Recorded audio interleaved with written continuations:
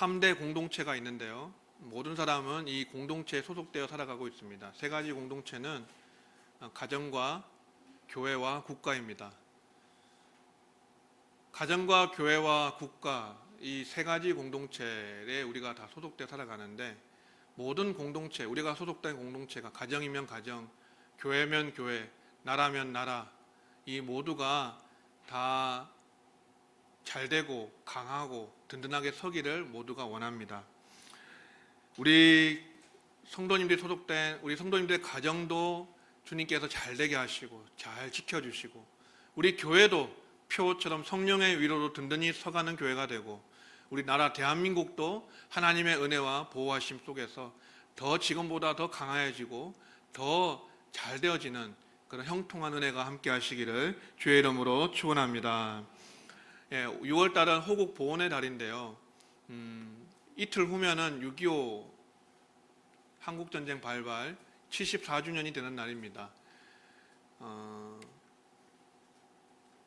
6.25 전쟁에 참전한 국가들이 16개국입니다. 전투 병력을 보낸 나라가 16개 국가고요. 그리고 의료나 이런 시설로 지원한 나라가 5개국이 됩니다. 그 나라들이 명단이 이렇게 있는데, 우리가 한 번쯤은 기억해 볼 필요가 있는 나라들인 것 같습니다. 그 중에 4나라는 제가 얼마나 많은 병력을 보냈는지 말씀드릴게요. 미국은 약 180만 명을 보냈고요. 영국은 5만 6천 명, 캐나다 2만 5,687명, 터키가 14,936명, 이렇게 4개국이 가장 많은 병력을 보냈고 지원군을 보냈고, 그 다음에 이제 호주, 필리핀, 태국, 네덜란드, 콜롬비아, 그리스, 뉴질랜드, 에티오피아, 벨기에, 프랑스, 남아공, 룩셈부르크, 이렇게 병력 순서대로 16개국이 우리나라에 지원군을 보낸 나라들입니다. 전투부대를 파견한 나라들이고요. 거기에다가 의료 지원이나 시설 파견을 한 나라는 5개국인데, 덴마크, 인도, 노르웨이, 스웨덴, 이탈리아, 이런 나라들이 있습니다. 그래서 총 21개국이 우리나라를 도와서 한국전쟁에 참전을 했다라는 것이죠.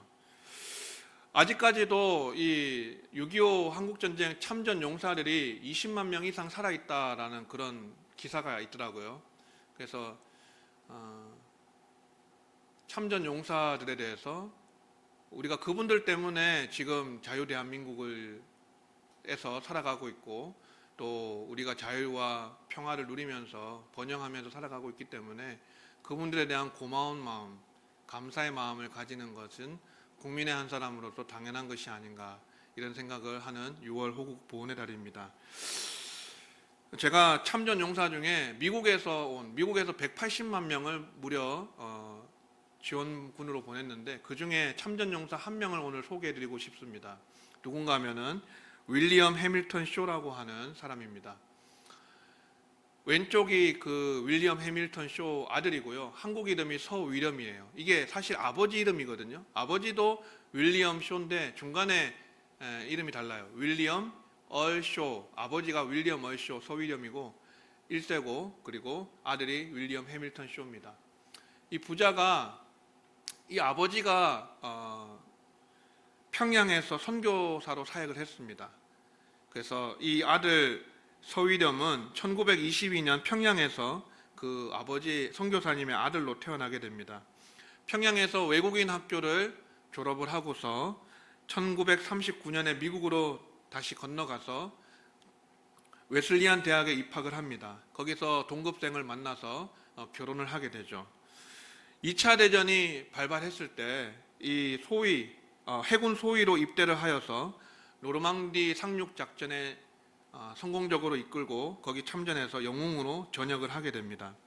1947년도에 한국에 돌아와서 우리 대한민국의 해군 창설에 기여를 하고 나서 다시 미국으로 돌아가서 1950년 2월에 하버드 대학교 대학원 박사과정에 입학을 하게 됩니다. 거기에서 아시아 문화와 역사에 대해서 공부를 하게 돼요. 아버지의 뒤를 이어서 한국의 선교사로 가겠다라는 결심을 가지고 대학원 공부를 시작하고, 그 하버드에서 아시아 문화와 역사를 연구하고 있었습니다. 그 중에 한국 전쟁이 일어나게 됩니다. 그 소식을 듣고 이 해밀턴 쇼가 굉장히 번민합니다. 자기가 태어난 나라가 대한민국인데, 조선인데 거기서 전쟁이 일어났다고 하니까 가만히 있지를 못하는 거예요. 그래서 부모님께 편지를 이렇게 써서 심경을 토로합니다. 아버지, 어머니, 지금 한국 국민이 전쟁 속에 고통당하고 있는데 이를 먼저 돕지 않고 전쟁이 끝나기를 기다렸다가 평화로운 때에 한국에 선교사로 간다는 것은 제 양심이 도저히 허락하지 않습니다. 지금 한국이 전쟁으로 어려움을 겪고 있는데 이때를 지나고 평화로운 때에 내가 선교사로 간다는 건 도저히 내 마음이 용납하지 않는다는 것이죠. 그래서 그가 성경을 읽다가 요한복음 15장 13절 말씀을 읽고 묵상하면서 결단을 하게 됩니다. 그 구절이 이런 구절입니다. 사람이 친구를 위하여 목숨을 버리면 이에서 더 큰 사랑이 없나니. 친구를 위해서 목숨을 버리는 사랑보다 더 큰 사랑이 없다. 이 말씀을 묵상한 다음에 이 해밀턴 쇼는 한국 전쟁에 참전하기로 결심을 하고, 그리고 자기 처자식을 처가에 맡기고는 오하이오에 있는 처가에 맡기고 워싱턴으로 날아가서 자원 입대를 하게 됩니다. 그리고 곧바로 해군 대위로 복귀 명령을 받고 맥아더 장군 직속의 정보장교로 그렇게 임명되어서 9월 15일 날 인천 상륙 작전이 개시되잖아요. 그 수행할 때에 맥아더 사령관의 곁에서 보좌하는 역할을 담당했습니다. 어릴 때는 인천에서 무의도까지 헤엄쳐서 건너가는 그런 해밀턴 쇼였는데 이제 그 무의도가 바로 앞에 보이는 인천 앞바다의 맥킨리 함상에서 부모님에게 마지막 편지를 쓰게 됩니다. 이런 편지를 썼어요. 지금 우리는 고향 땅 가까이에 있습니다. 이제 모든 것이 하나님의 손에 달려 있고 하나님의 지극한 사랑이 우리에게 미치도록 기도하는 일뿐입니다. 이렇게 편지를 썼는데 이 편지가 마지막 편지가 되었습니다. 22일 아침에 정찰을 목적으로 녹번리에 접근하는 순간에 기관총으로 중무장한 이 북한군의 매복조에 저격을 당하고 말았습니다. 그래서 이 서울 탈환을 일주일 앞두고 장렬하게 산화하면서 전사하고 말았습니다. 이 서위령 대위가 양화진 그 선교사 묘역에 묻히게 되었는데요. 그 묘비에는 바로 이 구절이 적혀 있습니다. 영어로 이렇게 적혀 있다 그래요. Greater love has no one than this, that he lay down his life for his friend. 사람이 친구를 위하여 목숨을 버리면 이에서 더 큰 사랑이 없나니. 요한복음 15장 13절을 영어로 그렇게 묘비에 새겨놨다라고 그렇게 알려져 있습니다. 이 서위령 대위가 전사하기 일주일 전에 인천 상륙 작전을 함께 참가한 우리나라 해군 이성호 중령에게 이렇게 말했다고 합니다. 나도 한국에서 태어났으니 한국 사람입니다. 내 조국에서 전쟁이 났는데 어떻게 마음 편하게 공부만 하겠어요. 내 조국에 평화가 온 다음에 공부해도 늦지 않아요. 여러분 어떻습니까? 대한민국을 조국이라고 말하고 있어요. 홈이라고 그렇게 불렀다고 합니다. 내 조국이다, 내 홈이다, 내 집이다 라고 그렇게 부른 이 서위령 해밀턴 쇼 이 대위, 어떤 평가를 보면은 그에 대한 평가에 대해서, 그 부자에 대한 평가에 대해서 이 분이 결국은 모건대, 감리교 계열의 신학교인 모건대를 창립한 이사로서 그렇게 활동을 했는데 한국인보다 한국을 더 사랑한 사람이라고 그렇게 평가하는 것을 보게 되었습니다. 여러분 이렇게 우리나라 국군도 그렇고 또 해외에서 지원군으로 온 그러한 군인들도 그렇고 나라를 지키기 위해서 노력하고 애쓴, 목숨을 바친, 희생한 이런 분들의 그런 희생, 숭고한 희생에 대해서 우리가 6월을 맞이하여서 또 6.25 전쟁 74주년을 앞두고 한 번쯤 감사의 마음을 가지는 게 좋지 않을까 그런 생각을 해봅니다. 여러분 미국에서는 식당에 가서 이런 문화가 있대요. 식당에 딱 갔는데 거기에 군인이 식사를 하고 있다. 그러면 어떻게 할까요? 식사값을 대신 지불하고 그냥 간다 그래요. 그러면서 그 군인들에게 이렇게 표현한다고 합니다. Thank you for your service. 예, 당신의 섬김에 감사합니다. 우리나라는 어떻죠? 우리나라는 이런 문화는 아직까지 많지는 않은 것 같아요. 예. 그래서 나라를 위해서 수고하고 희생한 분들을 위해서 알아주는 것, 그것이 애국의 첫 출발이 아닌가 그런 생각을 해봅니다. 우리나라에서도 교회 중에 세eden 교회가 18년째 참전 용사들을 모시고 보온 행사를 하는 것으로 이렇게 좋은 미담이 알려져 있습니다. 18년째 이어져 오고 있는 행사인데 예전에는 한국에서 참전 용사를 불러다가 그렇게 보온 행사를 하고 올해는 미국으로 건너가서 미국 현지에서 미국 군인 참전 용사들을 초청을 해서 보온 행사를 했다라고 그렇게 소식을 들은 바가 있습니다. 여러분, 이렇게 가정도 우리가 굳건하게 잘 서야 되고 교회도 하나님의 위로로 잘 서가야 되고 또 국가도 하나님께서 세워주심으로써 지켜주심으로써 튼튼하고 강하게 되어야 되는 것이 우리 모두의 바람이고 기도 제목 아닙니까? 여러분, 그런데 시편 127편 1절에 보면 이런 말씀이 있어요. 여호와께서 집을 세우지 아니하시면 세우는 자의 수고가 헛되며 여호와께서 성을 지키지 아니하시면 파수꾼의 깨어있음이 헛되도다. 아멘. 우리의 가정도 하나님이 세워주시지 않으면 세우는 자의 수고가 헛되다라고 말씀하시고, 성을 지키는 것도 나라를 지키는 것도 군인이 지키는 것 같지만 사실은 하나님께서 지켜주시지 않으면 지키는 자의 깨어있음이 헛되다라고 그렇게 성경은 말씀하고 있습니다.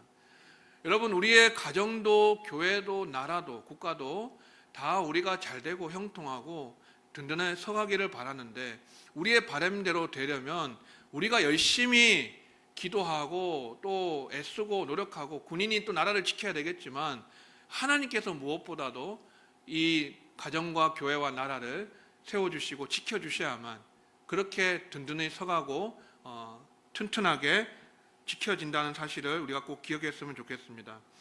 하나님께서 우리의 가정들을 세우시고 지켜주시기를 바랍니다. 하나님께서 우리 교회를 지켜주시고 세워주시기를 바랍니다. 또 하나님께서 우리 대한민국을 영원토록 굳건하게 지켜주셔서 우리가 걱정하지 않고 두 발 뻗고 잘 수 있는, 우리가 안전하게 우리의 일상생활을 영위할 수 있는 그런 나라로 영원토록 세워주시는 은혜가 함께 하시기를 주의 이름으로 축원합니다. 공동체를 이렇게 세우고 지키는 힘은 하나님께 있다라는 것이죠. 하나님께서 모든 공동체의 흥망성쇠를 주장하시고 주관하십니다. 가정도 세워지는 것, 출발부터 또 그 과정과 또 그 성공적으로 끝까지 그 가정이 이루어지고, 또 그리고 교회도 마찬가지고요. 설립부터 시작해서 영원토록 하나님의 뜻을 이루어가는 그러한 일들, 나라도 설립부터 또 그 나라가 잘 되어지고 또 든든하게 국방이 서서 잘 되어지는 그런 과정들이 다 하나님께로부터 오는 것입니다. 성경은 그것을 증언하고 있습니다.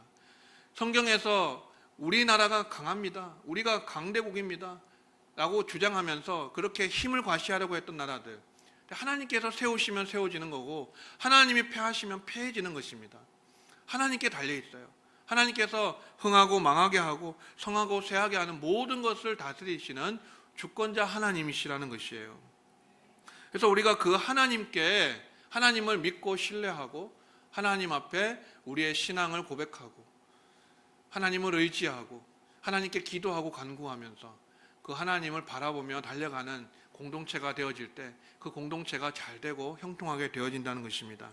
그러면 하나님은 어떤 공동체를 세우고 지키시는가 했을 때, 하나님은 무엇보다 하나님이 함께 하시는 지도자가 있는 공동체를 세워주시고 지켜주십니다. 3절 말씀 보시면 여호와께서 여호사밧과 함께 하셨으니 이는 그가 그의 조상 다윗의 처음 길로 행하며 바알들에게 구하지 아니하고 라고 말씀합니다. 여호와께서 여호사밧과 함께 하셨습니다. 왜 함께 하셨느냐? 여호사밧이 다윗의 처음 길로 행하였기 때문에. 다윗의 처음 길로 행하였다는 말이 왜 이렇게 표현되어 있을까요? 다윗의 낮은 길은 두 가지 큰 죄가 있었잖아요. 뭡니까? 밧세바를 범한 것과 인구조사를 했던 죄. 그 두 가지를 빼면 다윗은 하나님 보시기에 마음에 합한 자다라고 하는 그런 성경의 평가를 받는 사람입니다. 하나님의 평가를 받는 사람입니다. 그래서 다윗이 하나님을 의지하고 사랑하고 섬기는 그 하나님만 바라보는 그 해바라기와 같은 그런 신앙으로 그렇게 살았기 때문에 하나님께서 그를 형통하게 하시고 잘되게 하시고 그 나라도 굳세게 하시고, 그래서 그 다윗의 처음 길을 따라서 여호사밧이 걸어갔다. 그렇기 때문에 하나님께서 여호사밧과 함께 하셨다라고 말씀하죠.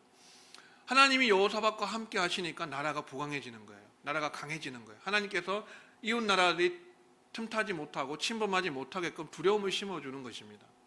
이렇게 하나님을 경외하고 하나님을 섬기는 지도자가 있는 그 공동체, 가정도 그렇고 교회도 그렇고 나라와 민족도 그렇고요, 모든 공동체 가운데 하나님을 얼마나 두려워하고 경외하고 섬기는 지도자가 있느냐, 그 공동체를 하나님은 귀하게 여기시고 세워주시고 지켜주시는 하나님이신 줄로 믿으시기 바랍니다.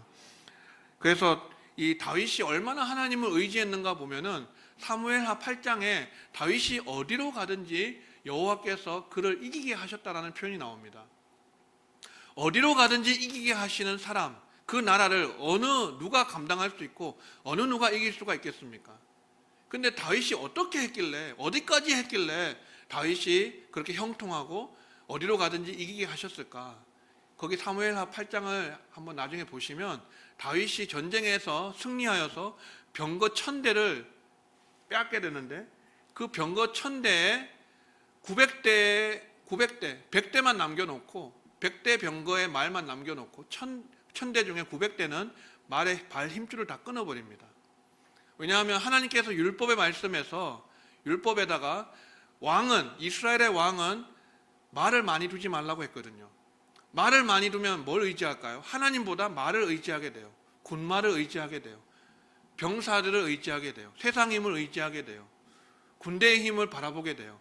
그러니까 하나님께서 이스라엘의 왕이 나중에 세워지게 될 텐데 그때는 말을 많이 두지 말아라. 이 말씀을 가지고 다윗은 전쟁에서 포획한 그 병거의 말들을 10분의 1만 남겨놓고 다 발 힘줄을 끊어버려서 다 못쓰게 만들어버렸습니다. 그만큼 다윗은 하나님만이 나의 힘줄입니다. 하나님만이 나의 힘이십니다. 나는 하나님만을 의지합니다라고 하는 그런 굳센 신앙의 고백으로 하나님만 바라보고 나아갔기 때문에 하나님께서 그를 강하게 하시고 그 나라가 강대하게 하시는, 역사상 가장 넓은 영토를 차지하게 하시는 그러한 강한 나라로 세워주셨다라고 하는 것이에요. 여호사밧이 이런 다윗의 길을 따라갔다는 것입니다. 바알들에게 구하지 아니하고, 그 다음 절에 보시면 어떻게 나오죠? 오직 그의 아버지 하나님께 구하며 그의 계명을 행하고 이스라엘의 행위를 따르지 아니하였습니다. 이렇게 말씀합니다. 아버지 하나님, 그 아버지가 누굽니까? 아사 왕이잖아요. 이스라엘의 세 번째 왕이 아사고 네 번째 왕이 여호사밧입니다. 3대 선왕이라고 하면 여호사밧, 요시야, 히스기야 정도를 꼽을 수 있고 그 중에 한 명을 더 포함한다면 아사 왕이 될 수 있는데, 몇 주 전에 봤을 때 아사 왕은 안타깝게도 그렇게 끝까지 하나님을 의지하지 못하고 35년 동안은 잘 하나님을 의지했는데, 여호와를 의지했는데 마지막 6년 동안 그가 하나님께 묻지 않고 구하지 않고 또 병이 들었을 때 의원을 찾아서 구하고 이런 것을 여호사밧이 다 보았을 것입니다. 아들로서 41년 동안 아버지가 왕위에 앉은 동안 그 일부를 잘하고 못할 때를 다 여호사밧이 아버지가 어떻게 국정을 운영하느냐, 어떻게 하나님을 의지하고 그 나라를 운영해 나가는가 하는 것을 옆에서 다 지켜봤을 거예요. 그래서 그가 아버지가 잘할 때 못할 때 다 지켜보고 난 다음에 못하는 것은 본받지 않았어요. 잘하는 것을 본받았어요. 아버지 하나님께 구하였다. 아사 왕이 하나님께 구하는 것을 보고서 기도하는 것을 보고 그 하나님께 구하고 바알들에게 구하지 않고, 그리고 또 뭐예요? 그의 계명들을 행하였다. 그의 계명을 행하였다. 하나님은 우리가 믿음의 고백만으로 충분한 것이 아니라 우리의 행함으로써 하나님의 보시기에 선하고 정직한 그 행위를 갖출 때에 하나님은 우리가 하나님을 사랑한다는 것을 인정하겠다라고 말씀하십니다. 나의 계명을 지키는 자라야 나를 사랑하는 자다라고 말씀하십니다. 내 계명을 지키는 자에게는 천대까지 은혜를 베푸신다 약속하셨습니다. 여러분, 하나님을 사랑하는 자는 반드시 하나님의 계명을 지켜 행할 때 그 행함을 보시고 하나님은 그 행위를 믿음을 인정해 주시는 하나님이시라는 것입니다. 그래서 이 여호와의 그의 계명을 지켜 행하였고요. 그 다음에 그 결과 어떻게 됐냐면 5절을 보시면 그러므로 여호와께서 나라를 그의 손에서 견고하게 하셨다라고 말씀합니다. 이렇게 여호사밧이 다윗의 처음 길로 행하고 그의 계명 하나님의 계명을 지켜 행하고 그의 아버지 하나님께 묻고 기도하며 구하였을 때 하나님은 여호사밧의 그 지도자 한 사람의 그 신앙을 보고 그 나라를 견고하게 하시는 은혜를 베풀어 주셨습니다. 여러분, 공동체의 지도자가 이만큼 중요해요. 가정의 가장이 중요하고요. 또 교회의 담임 목사가 중요하고요. 나라의 대통령, 왕이 중요합니다. 지도자가 얼마나 깨어서 하나님을 구하고 하나님께 간구하고 하나님을 의지하고 다윗의 길로 행하느냐 그러지 않느냐가 굉장히 중요합니다. 그에 따라서 공동체가 평안하고 안녕할 수도 있고 그러지 않고 위협을 당할 수도 있습니다. 하나님은 평탄한 우리에게 은혜를 베풀기를 원하시는데 그러려면 우리 지도자들이 잘해야 돼요. 가정의 가장이, 교회 담임 목사가, 또 먼저는 나라의 대통령이 그렇게 하나님을 두려워할 줄 알고 하나님을 경외할 수 있는 그러한 나라가 되어질 때 하나님께서 그 공동체를 지켜주시고 강하게 하시는 은혜가 임한다는 사실이에요. 또 여호사밧이 뭘 했는지 보시면 7절에 방백들을 시켜서 보내서 뭐라고 하냐면 가르치게 하였다라고 합니다. 방백들은 백성들의 지도자잖아요. 백성들의 지도자를 잘 훈련을 시켰습니다. 무엇을 가르치게 했는지는 나오지 않지만 어쨌든 방백들을 시켜서 최고 지도자가 그 밑에 있는 지도자들을 잘 훈련시켜서 질서를 잘 세웠습니다. 그래서 그것으로 하여금 백성들을 가르치게 하는 이러한 나라의 질서를 잘 세운 그러한 교육을 감당했다라는 것입니다. 그리고 8절과 9절 보세요. 8절 9절 보시면 무슨 내용인가 하면은 레위인들과 제사장들을 백성들에게 보내서 여호와의 율법책을 가지고 백성들을 가르치게 했다라는 것입니다. 무엇을 말합니까? 하나님의 말씀을 백성들에게 가르쳤다라는 것이에요. 레위인들과 제사장들의 직무가 그것이거든요. 교역자들의 직무가, 목회자들의 직무가 성경을 가르치고 신앙을 교육하는 것이지 않습니까? 그것이 오랫동안 끊어져 있었는데 그것을 다시 회복을 시켜서 이제 백성들에게 신앙 교육을 제대로 했다라는 것이에요. 지도자가 어떤 정책을 펼치느냐, 어떤 질서를 세우느냐, 어떠한 신앙 교육을 행하느냐가 이렇게 중요한 결과를 낳는다라고 하는 사실이에요. 그 결과를 한번 보실까요? 이렇게 신앙 교육을 하고 지도자들의 질서를 잘 세우고 또 왕이 하나님 앞에서 그렇게 다윗의 길을 걷고 6절에 보시면 지나갔지만 6절에 보시면 여호와의 길을 전심으로 걸었다라는 표현도 나옵니다. 그가 전심으로 여호와의 길을 걸었다. 전심으로 여호와의 길을 걸었다. 하나님의 길을 따라 걸어갔다라고 하는 이런 신앙의 행위로 말미암아서 그 결과는 10절과 11절에 있습니다. 우리 같이 한번 읽어볼까요? 시작. 여호와께서 유다 사방의 모든 나라에 두려움을 주사 여호사밧과 싸우지 못하게 하시매 블레셋 사람들 중에서는 여호사밧에게 예물을 드리며 은으로 조공을 바쳤고 아라비아 사람들도 짐승떼 곧 순양 7,700마리와 순염소 7,700마리를 드렸더라. 아멘. 무슨 말이죠? 이 이웃 나라들이 두려워서 감히 여호사밧에게 유다 나라에게 전쟁을 일으키지 못하도록 하나님께서 자동적으로 국방의 그 역할까지 하나님이 감당해 주시는 이런 놀라운 결과들이 일어나게 됩니다. 사랑하는 성도 여러분, 하나님보다 더 강한 무기가 있을까요? 신앙보다 더 강한 국방력이 있겠습니까? 여러분, 우리가 생각할 때 이웃 나라들이 대적 국가들이 힘을 100을 가지고 있다면 우리는 150, 200을 가져서 이겨야지, 이런 생각이 우리 우리가 생각하는 보통 일반적인 생각입니다. 그런데 거기에 그걸로 만족해서 안 되고 그걸로 머물러서는 안 됩니다. 나라를 지키려면 하나님께서 나라를 강하게 하시는, 하나님께서 하나님을 잘 섬기고 경외하는 나라들을 굳세게 하시고 강하게 하셔서 전쟁을 일으키지 못할 만큼 이웃 나라들에게 두려움을 심어주시면 자동으로 국방이 해결되지 않겠습니까? 예. 이러한 하나님께서 도와주시고 하나님께서 간섭하시고 하나님께서 국방을 책임져 주시는 이런 은혜가 있어야 나라가 튼튼하고 전쟁이 일어나지 않죠. 100대 100, 100대 150, 100대 200 이렇게 해가지고는 안 된다는 것이에요. 예. 그래서 이 사방의 모든 나라에 두려움을 주어서 여호사밧과 유다 나라와 싸우지 못하게 하시는 이런 평안을 하나님께서 주신 것을 유다 나라를 통해서 볼 때 우리는 하나님보다 더 강한 무기는 없고 신앙보다 더 강한 국방력은 없다라는 결론에 이르게 됩니다.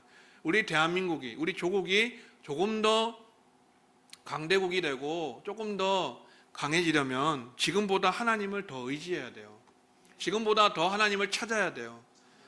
6월 호국 보훈의 달만 우리가 이렇게 하나님 또 나라를 지켜주신 은혜를 감사하는 것이 아니라 우리가 계속해서 끊임없이 다음 세대에게 신앙 교육을 해야 되고 다음 세대에게 하나님을 바라볼 수 있도록 우리가 신앙생활을 잘 해온 것처럼 다음 세대도 그렇게 이어져 갈 수 있도록 신앙이 전수되어질 수 있도록 양육하고 교육하고 가르치는 것. 그러니까 이 여호사밧이 레위인과 제사장들을 보내서 백성들을 율법책을 가르치게 했던 것처럼 우리 다음 세대에게 가르쳐야 돼요. 가르치지 않으면 어떻게 됩니까? 여러분 사사기 2장 7절 보세요.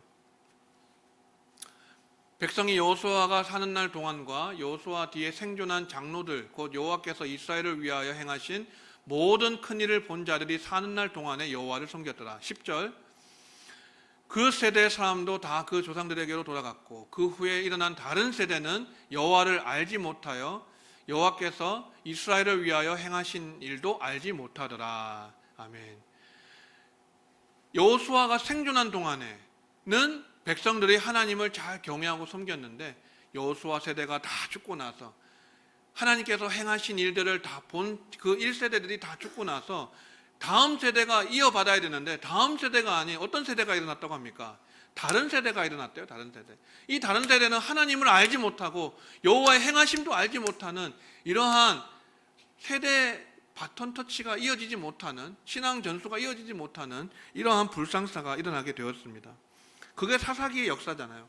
계속해서 이렇게 사이클이 돌아가는데 하나님을 떠나고 하나님이 또 가시를 통해서 징계하시니까 하나님께 또 기도하고 또 돌아오고 하나님께서 구원하시고 이 계속해서 반복되는 역사를 일관성 있게 신앙으로 나아가는 것이 아니고 평안하면 또 하나님을 떠나고 평안하면 또 하나님을 저버리고 이러한 다른 세대의 이런 신앙 교육이 잘 되지 않은 이런 모습들을 우리가 사사기를 통해서 보게 되는 것입니다.